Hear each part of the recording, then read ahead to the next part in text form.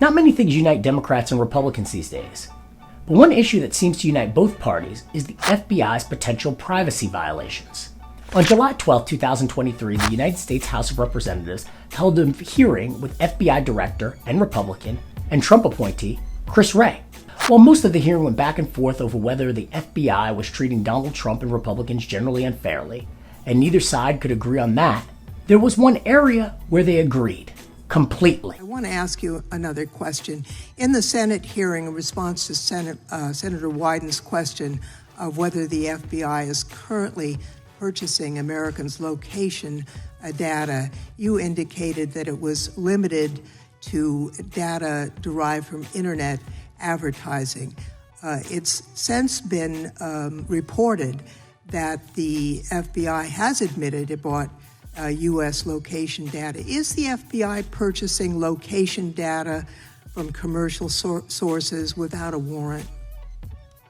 This is an area that requires a little more precision and context for me to be able to answer that fully, so let me have my staff follow back up with you so that I make sure that I don't leave something important out. I'll just close with the FBI had 3.4 million backdoor searches of the FISA database without a warrant in 2021. Can you say whether the FBI is continuing to search the FISA database without a warrant for Americans? Well, if you're asking about our use of 702 queries, I am. Those are, there is no warrant requirement under the Fourth Amendment for those queries. It's fairly well settled.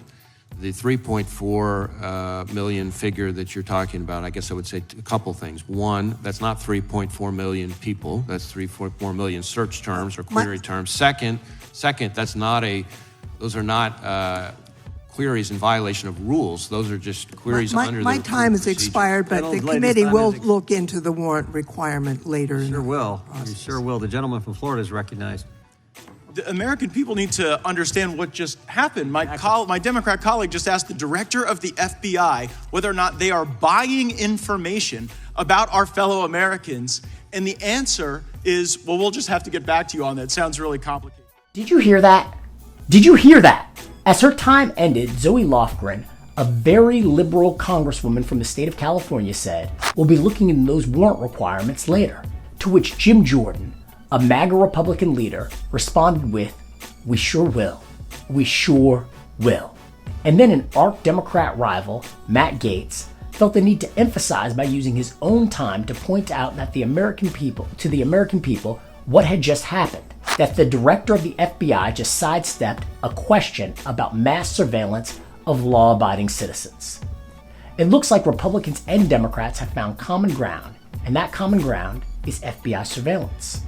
As it turns out, according to Del Cameron of Wired magazine, the FBI routinely sidesteps the requirement of seeking a judge's approval to gather Americans' location data by buying it from data providers. It turns out that not only is this a practice used by the FBI, but also by the wider intelligence community, according to a line of questioning from Pramila Jayapal.